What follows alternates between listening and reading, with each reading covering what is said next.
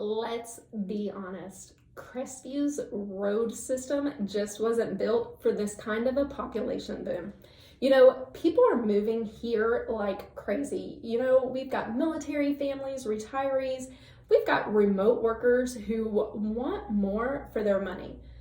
But the roads, to me, they are still stuck back in 2003.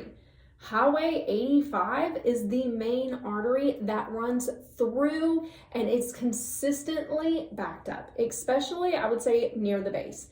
To me, if you are not out that door by 6:45, you're not getting anywhere fast. So let's talk about, this morning rush traffic. To me, the morning rush kind of starts around 6:30 in the morning and it goes till about 8:30, 9 o'clock.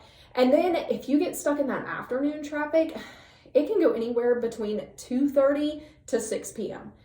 Fridays, I would have to say, is the worst. Everyone is trying to beat that beach traffic because it gets clogged up so fast.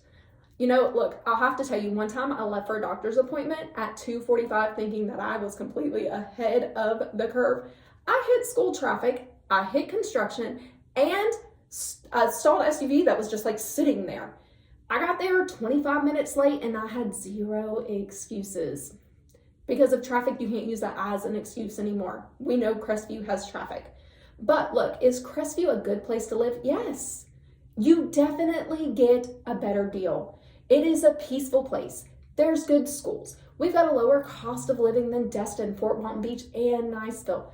But if you're commuting daily, prepare to build traffic into your lifestyle like it's part of your job description. Look, if you are looking for any of the back roads here, let's talk about those. Let's talk about PJ Adams because it is the go-to. More and more folks are catching on to it. Antioch Road is another one that you can use. Applin Road. Some people like to use Airport Road to get around some of that traffic. But look, it's tight and it's not for the faint of heart. Use Waze, not just Google Maps. It catches detours and construction better, and it gets you around everything here. That to me is everything. Is every time I'm somewhere, especially on the south side of the county, I will use Waze to get back just to make sure that I'm going the correct way. Because look, is Crestview growing too fast? Yes. The infrastructure is lagging hard here.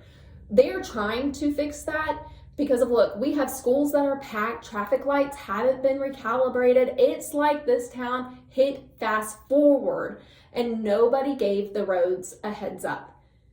5 years ago, you could cross town in 12 minutes. Now that same route can take you 35 minutes on a bad day. And if there is an accident in town, yeah, it's gonna take you a lot longer. So be prepared. Crestview, Crestview road construction, it's being updated. City planners are trying. I will have to give them that. PJ Adams is being expanded. The I-10 interchange, it's under construction. We're getting there. There are some signal upgrades in the works, but let's be real. Construction causes temporary chaos, and you need to stay plugged into the city's Facebook page or website if you really want, that up to time info that's going on. So look, how long does it take to get from Crestview to Destin? I'd say technically 45 minutes in real life, but you need to be planning on an hour if you're traveling anytime between 7 a.m. and 6 p.m., especially if it's during tourist season and you've got a tourist that is going down there. They all line up, they all pack that bridge, and it could easily take you another 20 minutes to get to Destin. Crestview is definitely affordable, but commuting to the coast means you're trading money for time. Now let's talk about public transportation in Crestview. We kind of have some stuff. Okaloosa County has a small transit system, but it's not built for that average commuter. So if you don't have a car here, it is definitely a serious challenge. Most people drive solo, which means more cars, more congestion, and definitely more frustration. The best time to drive in Crestview, I would have to say, is like that sweet spot between 10 a.m. and 2 p.m. After school drop off, before that lunch rush. Look, construction tends to chill during that time as well. Schedule your errands then if you can. So even adjusting, I would say, your commute by 30 minutes can definitely make a big change to everything. Now, look, let's talk about the best neighborhoods in Crestview with an easy commute. Look into, I would say, Shoal River Landing, it's on the south side, Iron Gate, Shannon Estates, or even Silver Oaks, Dugan Pond, Sandy Ridge. They either have the fastest access to 85 or they're closer on that PJ Adams route, giving you a fighting chance to make sure that you are avoiding the worst choke points. Living strategically is the name of the game here. Is the city, I would say, are they doing anything about the Crestview traffic? Absolutely, but it's a work in progress. Road projects, they're definitely underway, but they're reactive. A lot of locals feel like city planning did not anticipate how fast that Crestview would grow. Take it from a native. I remember whenever it was a one light town back in the day. We are hopeful here. The people here are hopeful, but we definitely get frustrated over this. And I get it. We all just want to get to work or school without the drama.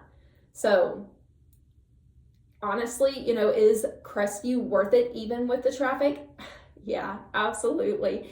The community here is strong. We have those Friday night lights and those bonds within this community. You can actually breathe here, but you have to learn the flow. Expect traffic. Work around it. And if you can do that, you'll love it here.